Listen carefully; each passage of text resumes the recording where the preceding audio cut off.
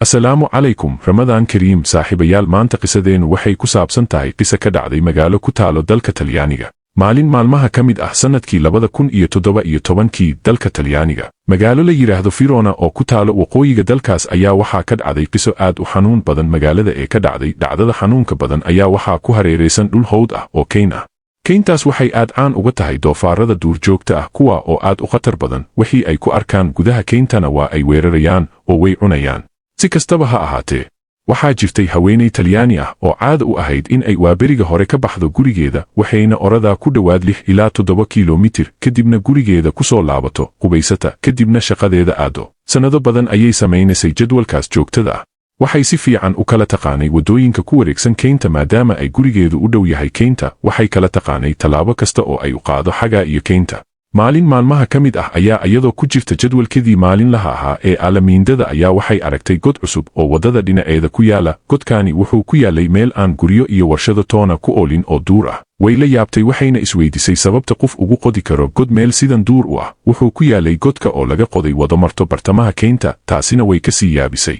waxay aad u sii yaabtay kadib markii ay aragtay in godku weli afkiisa furan yahay oo aan la aasin maynan arkin maalintii ka horaysay markii ay ku jirta aalamiindadeeda subaxii hore ah waxay isku dayda bal in ay u dhowaato oo ay fiiriso waxa ku jira gudihiisa markii ay dul istaagtay oo ay fiirisay gudihiisa waxa ku jira ayaa waxay ku aragtay wax ay la yaabtay waxay dareentay ur aad u qarmuun oo ka soo baxaysa godka waxay ku aragtay baca balaastiig ah oo buluug ah oo ku jira gudaha godka waxay isku dayday inay furto mid ka mid ah bacaha haddii ay furtaba naxdin ayay la dhici gaartay waxay aragtay muuqaal aad u argagax badan xubno jir bini aadam ah oo la jarjaray islamarkaana ku jira gudaha bacda way ka carartay goobta waxayna u wacday booliiska magaalada booliiskii waxay imaadeen goobta waxayna ka qaadeen meydkii waxay ka heleen mid ka mid ah bacaha dharka qofka la dilay halkaas ayay ka ogaadeen in qofka la dilay yahay qof dumar ah waxay sidoo kale heleen aqoonsigeeda waxay ogaadeen in ay tahay haweenay u dhalatay dalka Morocco magaceeduna yahay Khadija binti Sheikh dadeeduna tahay 47 sano jir sidoo kalena haysatay dhalashada dalka Talyaaniga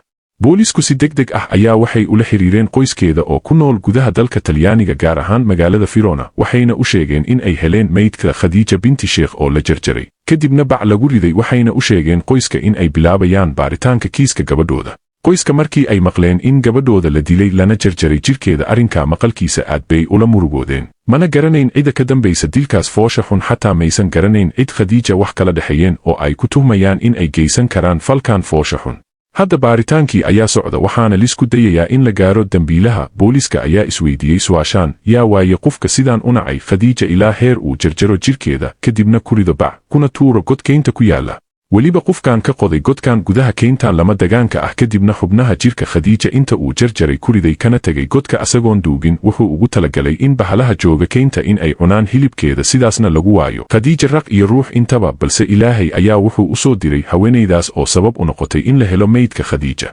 boolisku waxay ku ogaadeen baaritaankooda hordhaca ah in qoyska Khadija ay ku noolaayeen gudaha dalka Talyaaniga muddo 20 sano ah ehelka Khadija ayaa booliiska waxay u sheegeen in ay waayeen gabadhooda muddo 2 ilaa 3 maalmood ah waxayna sheegeen sidoo kale in ay siyaabo kala duwan ula xiriireen balse ay ku guuldaraysteen in ay helaan xiriirkeeda booliiska ayaa waxay weydiiyeen reerka Khadija su'aashaan oo ah Khadija ma idinla deganayd waxay ku dhaheen ha weynala deganayd balse shaqadeeda awgeed mararka qaar 2 ama 3 maalmood way ka maqnaan jirtay guriga toddobaadkiina 2 ama 3 maalmood ayay guriga imaan jirtay booliiska ayaa waxay weydiiyeen sidoo kale halka ay ka shaqayn jirtay Khadijo waxay u sheegeen in ay ka shaqaynaysay shirkad nadaafad oo ka mid ah shirkadaha magaalada ku yaalo booliiskii waa ay baxeen ayagoo sii wato baaritaankoodii waxayna markaan aadeen xarunta shirkaddii qoyska u sheegeen in gabadhooda Khadija ay ka shaqaynaysay waxayna la kulmeen maamulaha shirkadda iyo saaxiibadeedii shaqada waxay u sheegeen in ay maqnayd Khadijo 2 maalmood oo aysan shaqada imaan sidoo kale waxay ku dhaheen dabeecad ahaan waxay ahayd qof aamusnaan badan oo iska afgaaban oo aan dhib badnayn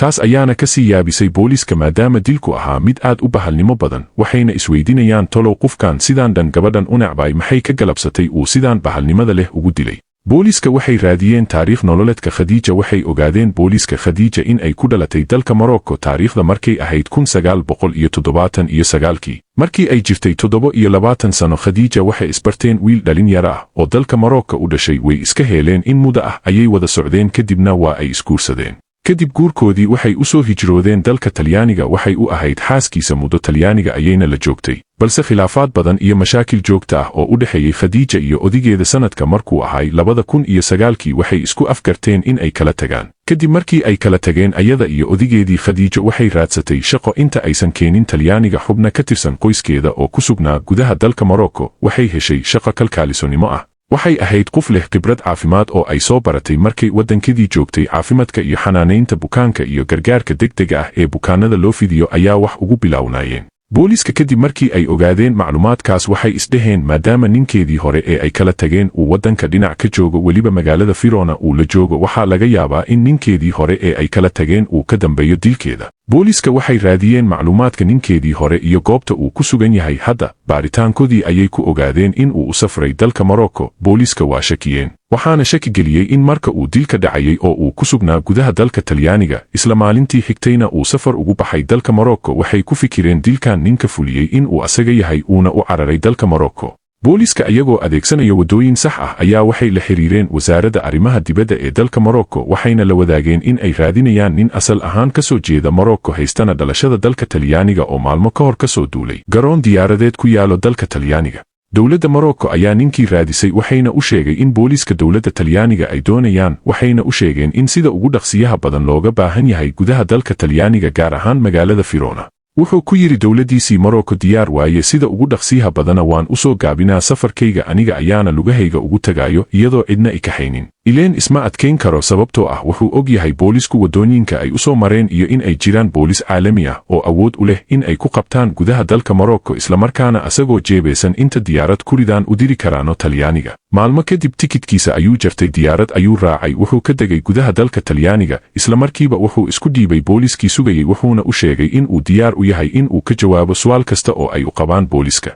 booliiska ayaa weydiiyeen sababta uu u safray dalka Morocco. wuxuu ugu jawaabay ehelkayga iyo asxaabtayda ayaa halkaasi jooga oo aan booqanayay, maxaa dhib ah oo jira. waxaa la weydiiyey maalinka dilka uu dhacayay, goobta uu ku sugnaa, maalin hebel oo taariikhdu ahayd intaas, halkee ayaa ku sugneed ayaa lagu yidhi. wuxuu u sheegay booliiska in uu ku sugnaa gudaha dalka Talyaaniga, magaalo ka fog magaalada Verona oo ay Khadiija ku sugneed. ayuu sheegay in uu joogay maalinkaas. booliiskii ayaa ku dhaheen sidee kugu aaminaa, maxaa caddaynayo maalinkaas in aad joogtay magaaladaas. wuxuu ku dhahay waxaa ila joogeen asxaabtayda hebel waa uuna u yeeray dhammaantood. booliiska ayaa sidoo kale waraysi la yeeshay asxaabtiisii, islamarkaana su'aalo ka weydiiyey waxa ka jira wuxuu sheegayo saaxiibkood. asxaabtiisii ayaa u sheegeen booliiska in ayaga ay la joogeen maalintaas gudaha garoonka diyaaradaha ilaa uu ka duulo, waxayna ku dhaheen booliiska marna ma soo aadin magaalada Verona maalinkaas. waxayna u caddeeyeen booliiska saaxiibkood in uu arrinkan wax shaqo ah ku lahayn. booliiskii ayaa waxay ku dhaheen soo lagama yaabo in dilkeeda uu adeegsaday dad kale, sidaas awgeedna uu dalka uga dhoofay. malinkii xiga maalintii dilka dhacay, saaxiibadiisa ayaa u sheegay booliiska arrintaa in ay suurtagal ahayn, saaxiibkoodna aysan ka filayn in uu samaynayo sidaas. asagana wuu iska difaacay eedeymahaas ay u soo jeediyeen booliiska, wuxuuna u sheegay booliiska in uu arrintan wax shaqo ah ku lahayn. si kastaba ha ahaatee, weli boolisku way ka shakisanayeen, sidaas darteed waxay daba dhigeen ninkii kormeerayaal dharcad ah oo dhaqdhaqaaqiisa la socda.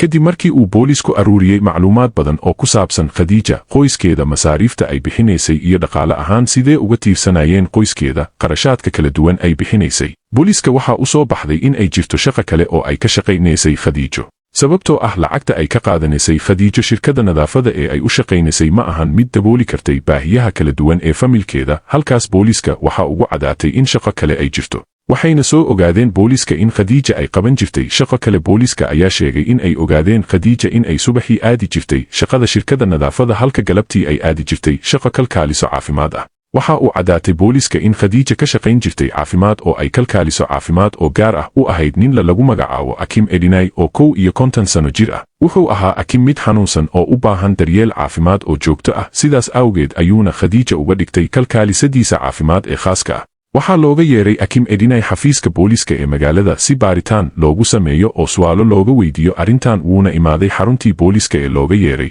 isaga iyo wiil uu dhalay walaalkiis oo 27 jir ah. wuxuuna yimid goobta isagoo lagu riixayo kursiga curyaanka. booliiskii waxay isdhaheen macquul ma ahan ninkan curyaanka ah in uu geysto dilka Khadiijo. ugu dambeyn waxay go'aansadeen in ay wax ka weydiiyaan. waxaa la weydiiyey su'aalo dhowr ah oo ay ka mid tahay in uu garanayo gabar magaceedu yahay Khadiija kana shaqaynaysay gurigiisa. wuxuu ku jawaabay khadiija waan garanayaa aniga ayay ii shaqaynaysay oo waxay ahayd kalkaalisadayda caafimaad ee gaarka ah balse dhowr maalmood ma imaan shaqada oo hadda waan u xanaaqsanahayba markii hore waxay ahayd mid maalin laba maalin xaafadeeda ku soo maqnaato kadibna way soo shaqa geli jirtay hadda ma aqaano wax ku dhacay muddo ka badan isbuuc shaqada ma imaan xataa ilama soo xiriirin ayuu yidhi booliiska ayaa waxay ku dhaheen waxaan raadinaynaa khadiijo oo la weysan yahay haddii aad aragto ama aad hesho macluumaadkeeda nala soo xiriir oo noo soo sheeg waayahay ayuu ku yidhi gurigiisa ayuuna ku laabtay maalmo kadib oo uu iska aamusay islamarkaana wax war ah ku soo celin booliiska ayaa waxaa loo sheegay in khadiija la helay meedkeeda oo ay dhimatay wuu ka naxay geerideeda wuu qayliyey ma hubtaan in khadiijo geeriyootay ayuu yidhi asagoo ilmaynaya oo aad uga murugaysan in ay dhimatay kalkaalisadiisii khadiija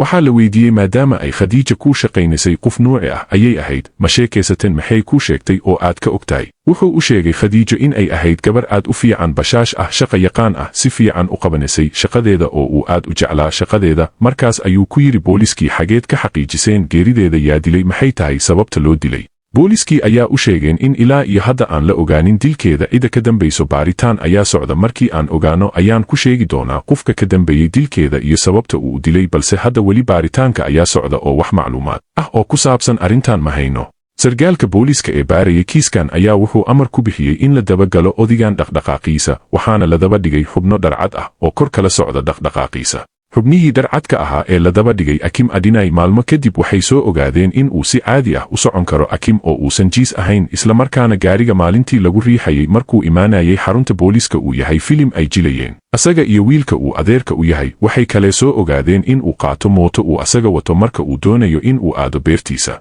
xubno ka tirsan booliiska ayaa loo diray agagaarka guriga akim ee ay ka shaqaynaysay khadiija si ay u soo baaraan waxay duubeen kaamirooyinka dowladda ee goobtaas ku xihan kaamirooyinkii ayaa baaritaan lagu sameeyey ugu horeen waxaa la ogaaday akim in gaariga wiiljarka ah ee dadka curyaanka ah loogu talagalay uu ku soo baxay hal maalin oo ah maalinkuu xarunta booliiska imaanayay maalmaha kale waxay muujiyeen kaamirooyinka in uu caafimaad qabo oo uu lugihiisa ku socdo sidoo kale kaamirooyinka ayaa waxay muujiyeen khadiija oo gurigiisa gashay maalinta uu dhacayo dilka balse aysan ka soo bixin kaamirooyinka ayaa sidoo kale muujiyey habeenkii isaga iyo wiilka walaalkiis oo ka baxaya guriga iyagoo wada baco buluug ah oo ay wax ku jiraan ciidamo boolis ah ayaa guriga si kadis ah ku weeraray waxaana laga helay gudaha guriga akim adinay dhiig iyo qalabkii dembiga lagu geystay oo ay ku jiraan waxyaabihii ay ku jarjareen jirkeeda iyo xubnaheeda ugu dambayn waa la soo qabtay akim booliiska ayaa wax ka weydiiyey sababta ka dambaysay in uu dilo khadiijo wuxuu dhahay aniga waxaan ahay nin qabo cudurka lagu magacaabo Parkinson cudurkan wuxuu iga dhigay mid aan kontarooli karin dhaqdhaqaaqiisa dad badano qaba cudurkan waxay la ildaran yihiin niyadjab waxay u baahan yihiin daawooyin ka caawiya xaaladooda nafsiga ah ee adag waxaan u baahday kalkaaliso caafimaad waxaana xayeysiin geystay mid ka mid ah warbaahinta waxaana ku soo hormartay oo soo dalbatay shaqada kalkaalisonimo ee aan doonayay khadiijo binti sheekh runtii khadiija waxay ahayd qof bashaash ah oo markasta kuu dhoola cadaynayso oo naxariis badan anigana waan jeclaaday oo waan ka helay markasta oo aan u sheegto darankayga jacayka aan u qabo waxay idhahaysay akiim aniga waxaan ahay shaqaalo adiga kuu shaqaynaysa aniga iyo adiga waxaan shaqadaan ahayn kama wada hadli karno baabkan kale inaga xir aniga waxaan leeyahay nolol ii qaas ah fadlan iga raali noqo ayay igu tiri waxaan u sameeyey darteed wax walba mushaarkada ayaan u raacin jiray lacago dheeraad ah wax kasto darteed waan u sameeyey balse waxaan dareemay in jacaylka hal dhinac yahay oo qalbigeeda iga sii jeedo maadaama ay ii cadaatay in ay irabin khadiija qof kalena jeceshahay wakhti kastana suurtagal tahay in ay iga tagto waxaan galay xaalad nafsi ah waana dilay kadibna waan jarjaray jirkeeda ugu dambayntii maxkamad ayaa la soo taagay isaga iyo wiilkii uu adeerka u ahay wuxuuna ka hor qirtay in khadiija uu asaga dilay wiilka adeerka u yahayna uu dembi lahayn keliya uu kala qayb qaatay in uu bacaha la qaado oo uu keenta lageeyo balse qofka khadiijo dilay uu asaga yahay ayuu maxkamadda u sheegay maxkamadda ayaa weydiisay waxyaabaha uu u adeegsaday dilka khadiija wuxuu sheegay in uu madaxa kaga dhuftay bir culus kadibna uu ku jarjaray jirkeeda miinshaar maxkamadii ayaa ku xukuntay akim adinay 20 sano oo xabsi ah iyo cadad lacag oo la siinayo qoyska khadiija binti sheekh halka wiilkii adeerka u ahay ee kala qayb qaatay in uu bacaha la qaado waxay ku xukuntay maxkamadda muddo 6 sano ah kadib markii la xiray akim maadaama uu cuduro badan qabay xabsiga waa ku dhex xanuunsaday qareenkiisii ayaa maxkamadda ka codsaday akim maadaama uu xanuuno badan qabo in loo qafiifiyo xukunkiisa maxkamadii ayaa ka qafiifisay xukunkiisii 20 sano ahay waxaana looga dhigay 18 sano balse xabsiga kuma laabanayo markaan ee wuxuu ku dhamisanaa xukunka gurigiisa sidoo kalena waxaa laga mamnuucay in uu ka baxo muddadaas 18 sano ah magaalada Firona qoyska khadiija iyo dadkii magaalada firona ayaa la yaabay xukunka maxkamadda qof dilay in lagu xukumo sannado xabsi ah oo weliba gurigiisa iska jooga waxay ku noqotay wax ay aad ula yaabaan waxayna iskugu soo baxayn waddooyinka magaalada firona iyagoo ka mudaharaadaya xukunka lagu riday ninkaas sida foosha xun u dilay gabadhooda khadiija balse xukunkii ayaa waxba iska beddelin halkaas ayay ku eg tahay qisada nabadgelyo.